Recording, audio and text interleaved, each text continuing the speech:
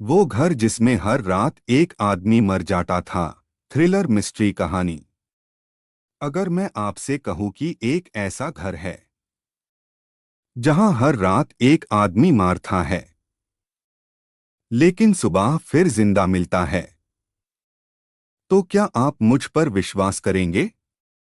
लेकिन इस कहानी का सबसे डरावना सच ये नहीं है। डरावना सच ये है कि अगला नंबर शायद मेरा था। मेरा नाम आदित्य वर्मा है। मैं एक क्राइम जर्नलिस्ट हूं। लोग मुझे पागल कहते हैं क्योंकि मैं वही केसेस उठता हूं जहां पुलिस भी जाने से डरती है। इस बार जो केस मेरे पास आया वो सिर्फ एक खबर नहीं था, वो मेरी जिंदगी का सबसे खौफनाक तजुर्बा बन गया।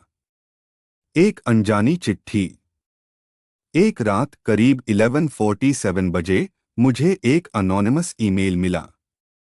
सब्जेक्ट लाइन सिर्फ इतनी थी, अगर सच जानना है तो गांव चांदीपुर आ जाओ। ईमेल के अंदर लिखा था, यहाँ एक घर है, हर रात एक आदमी मारता है, सुबह फिर जिंदा हो जाता है। पुलिस जानती है लेकिन छुप है।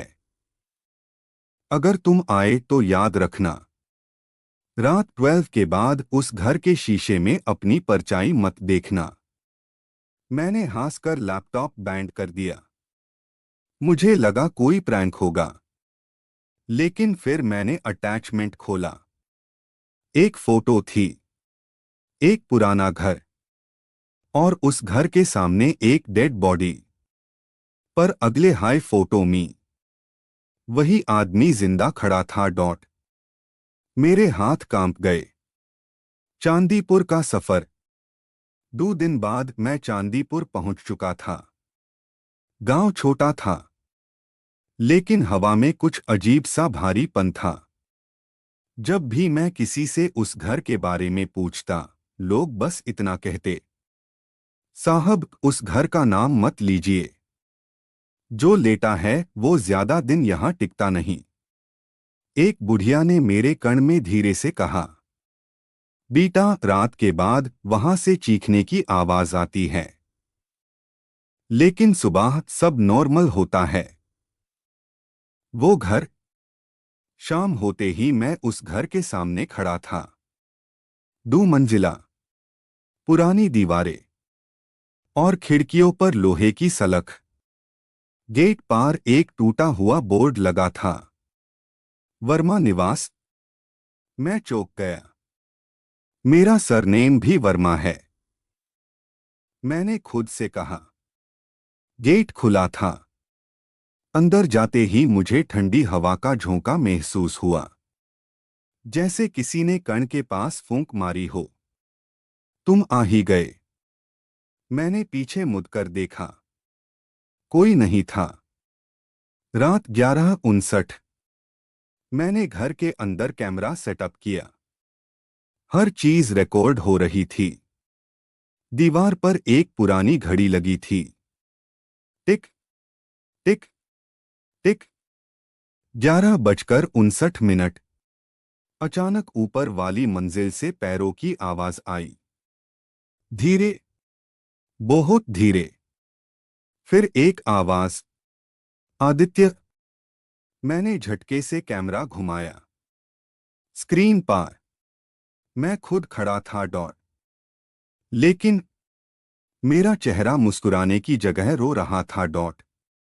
और घड़ी ने 12 बजते ही स्क्रीन ब्लैक हो गई। डॉट। उस रात मुझे पता चला, जो आदमी हर रात मारता था वो कोई और नहीं, मैं खुद था। अगर आप जानना चाहते हो कि मैं जिंदा कैसे बचा और इस घर का राज क्या है, तो जब होश आया, मैं उसी घर के हॉल में जमीन पर पड़ा था। कैमरा अभी भी ऑन था। घड़ी दीवार पर लटक रही थी। समय दिखा रही थी सुबह के 6:10। मैं जिंदा था, लेकिन मेरी शर्ट पर सूखा हुआ खून लगा हुआ था। और मेरे गले पर उंगलियों के नीले निशान, जैसे किसी ने रात को मेरा गाला दबाया हो। मैंने तुरंत कैमरा की रिकॉर्डिंग चेक की। 11:59 तक सब नॉर्मल था। 12 बजे स्क्रीन में डिस्टॉर्शन आया और फिर जो मैंने देखा उसने मेरी सांस रोक दी। कैमरा में मैं खुद स्टेयर्स से नीचे आ रहा था, लेकिन मेरी आंखें बिल्कुल खाली थी। फिर स्क्रीन के कोने में एक और शख्स दिखा। वही चेहरा, लेकिन जरा सा अलग। वो मेरे कण के पास आया और बोला, हर रात कोई ना कोई मरेगा, जब तक सच दफन रहेगा। अगला फ्रेम, मैं जमीन पर गिरा और रिकॉर्डिंग बैंड। गांव का सच। मैं तुरंत गांव के सबसे पुराने आदमी के पास गया, शिवनाथ बाबा। जैसे ही मैंने वर्मा निवास का नाम लिया, उनके हाथ कांपने लगे। बेटा, तुम वर्मा हो, इसलिए घर ने तुम्हें चुना है। मैंने पूछा, कौन सा घर? बाबा बोले, ये घर नहीं है, ये एक सजा है। 20 साल पुरानी रात, बाबा ने बताया। 20 साल पहले इसी घर में 5 लोगों का खून हुआ था। एक पूरा परिवार, माँ, बाप और 2 बच्चे, और खून करने वाला उन्हीं का बेटा था। उस लड़के का नाम था आदित्य वर्मा। मेरा दिल जोर से धड़कने लगा। पा, मैं तो 28 साल का हूं, मैंने कहा। बाबा ने मेरी आंखों में देखा। तुम वही हो जो भाग गया था। उस रात मुझे सपना आया। मैं 8 साल का था। माँ चीख रही थी। पापा जमीन पर पड़े थे और मेरे हाथ में खून से भरा चाकू। मैं चिल्लाया और मेरी आंख खुल गई। सामने शीशे में मेरा रिफ्लेक्शन था, लेकिन रिफ्लेक्शन मुस्कुरा रहा था और बोला, यादें जितनी छुपाएगा उतनी बार मरेगा। उस रात मैंने भागने का सोचा। 12 बजने से पहले ही घर छोड़ दूंगा। 11:40 मेन गेट की तरफ बढ़ा। गेट बैंड चेन अपने आप लग चुकी थी। पीछे से आवाज आई, आज कोई और मरेगा। मैं पैल था। हॉल में एक आदमी खड़ा था, गांव का टीचर राघव सर। उनकी आंखों में डर था। मुझे मजबूरी में यहां भेजा गया। वो बोले, घड़ी ने 12 बजाए। लाइट चली गई और अंधेरे में एक चीख। सुबह जब लाइट आई, राघव सर जमीन पर मैर पड़े थे और उनके हाथ में एक कागज था। उस पर लिखा था, अगला सच तुम बर्दाश्त नहीं कर पाओगे।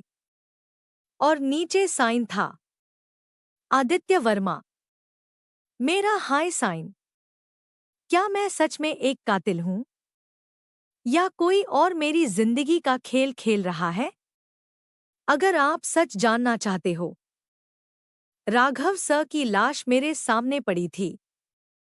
पुलिस आ चुकी थी।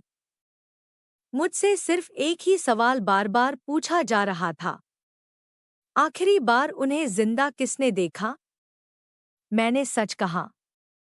मेन पुलिस ऑफिसर ने मेरी फाइल बैन करते हुए कहा, इतना काफी है। मुझे उसी घर में हाउस अरेस्ट कर दिया गया। शाम को एक औरत घर में आई। व्हाइट कोट, ठंडी आंखें। मैं डॉक्टर मीरा हूं। 20 साल पहले तुम्हारी साइकियाट्रिस्ट। मैंने हैरानी से पूछा, मैं आपको जानता हूं? वो धीरे से बोली, तुम भूल गए हो। ये तुम्हारी बीमारी का हिस्सा है। सच जो दिमाग तोड़ देता है। डॉक्टर मीरा ने मुझे एक फाइल दी। उस पर लिखा था, patient name Aditya Verma, diagnosis dissociative identity disorder did. उन्होंने कहा, उस रात तुमने खून गुस्से में नहीं किया था। तुम्हारा दूसरा चेहरा जाग गया था। मैंने पूछा, दूसरा चेहरा?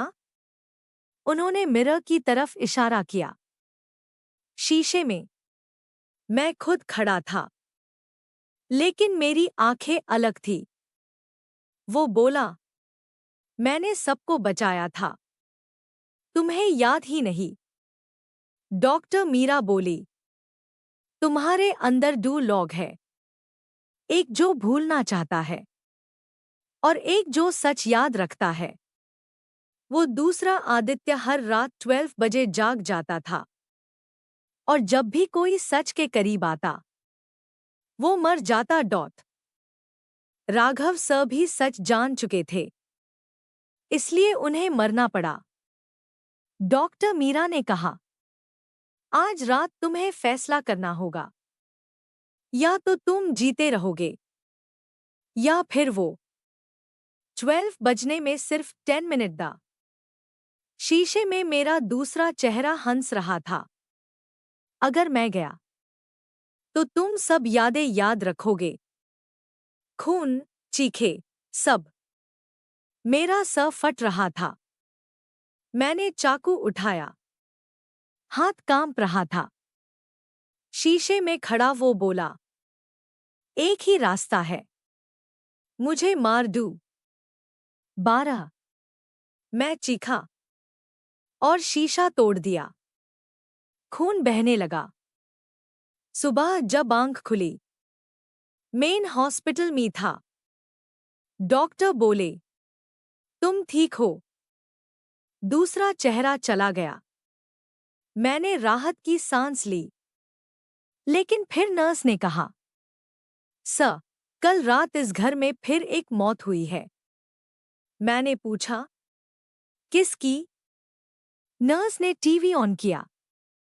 न्यूज़ हेडलाइन थी, वर्मा निवास में फिर खून, कातिल का चेहरा अभी भी रहस्य। टीवी स्क्रीन पर सीसीटीवी फुटेज चली, और उसमें मैं मुस्कुरा रहा था। क्या दूसरा आदित्य सच में मर गया, या वो अब और ज्यादा ताकतवर हो चुका है? अगर आप अंत जानना चाहते हो तो 5-4 मिस मत करना, क्योंकि सच का एंड सबसे ज्यादा खौफनाक होता है। हॉस्पिटल के वाइट रूम में बैठा मेन टीवी स्क्रीन से नजर नहीं हटा पा रहा था। वही चेहरा, वही मुस्कान, मेरा चेहरा। डॉक्टर कह रहे थे, ये सिर्फ तुम्हारा दिमाग है, हैल्यूसिनेशन। लेकिन मैं जानता था, ये सिर्फ दिमाग का खेल नहीं था, ये अधूरा सच था। एक पुरानी फाइल। उसी शाम डॉक्टर मीरा दोबारा आई। इस बार उनके हाथ में एक और फाइल थी, ज्यादा पुरानी, ज्यादा मोटी। उन्होंने कहा, ये फाइल तुमने कभी नहीं देखी, क्योंकि इसमें तुम्हारा नहीं, तुम्हारे पिता का नाम था। मैं चौंक गया। असली कातिल। फाइल के अंदर लिखा था, 20 साल पहले वर्मा निवास में जो 5 लोग मैदा, उन्हें आदित्य ने नहीं, उसके पिता राजेश वर्मा ने मारा था। वजह, राजेश वर्मा एक इलीगल ह्यूमन एक्सपेरिमेंट का हिस्सा था। गांव के कुछ लोग उसका सच जान गए थे। सच छुपाने के लिए उन्होंने पूरे परिवार को मार दिया। बस एक बच्चा बचा, मेन। सच जो बादल दिया गया। डॉक्टर मीरा बोली, तुम इतने छोटे थे, तुम्हारा दिमाग सच बर्दाश्त नहीं कर पाया। इसलिए एक कहानी बनाई गई। कातिल तुम बने। यादें दबा दी गई। और राजेश वर्मा कभी गिरफ्तार ही नहीं हुआ। वो उस रात ही भाग गया था। शीशे का अंतिम सच। उस रात मैं चुपके से वर्मा निवास गया। आखिरी बार। घर बिल्कुल शांत था। 12 बजने वेल्दा। शीशे के सामने खड़ा हुआ। और पहली बार रिफ्लेक्शन मुस्कुराया नहीं। वो रोया। और बोला, मैं तुम नहीं हूं। मैं तुम्हारा पिता हूं। मेरी सांस रुक गई। मैं तुम्हारे अंदर छुपा रहा ताकि कोई मुझे पहचान ना ले। तब मुझे समझ आया। दूसरा आदित्य कभी आदित्य था ही नहीं। वो राजेश वर्मा था। आखिरी फैसला। गेट पार पुलिस की आवाज आई। डॉक्टर मीरा ने सब सच बता दिया था। 12 बज गए। शीशे में खड़ा वो चेहरा बोला, अगर मैं गया तो सच दुनिया के सामने आ जाएगा।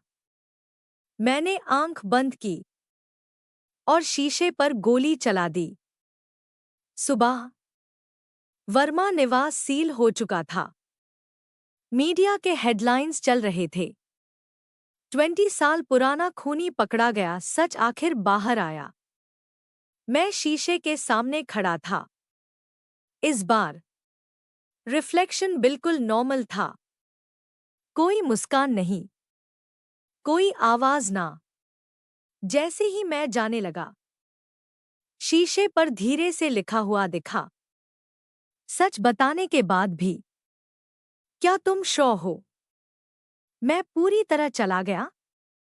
और उसके नीचे पापा मेन फ्रीज हो गया।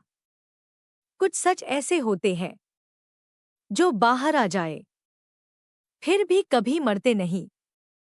अगर आपको ये कहानी पसंद आई, कमेंट में लिखिए सच और बताइए, क्या आपको लगता है राजेश वर्मा सच में मर चुका है?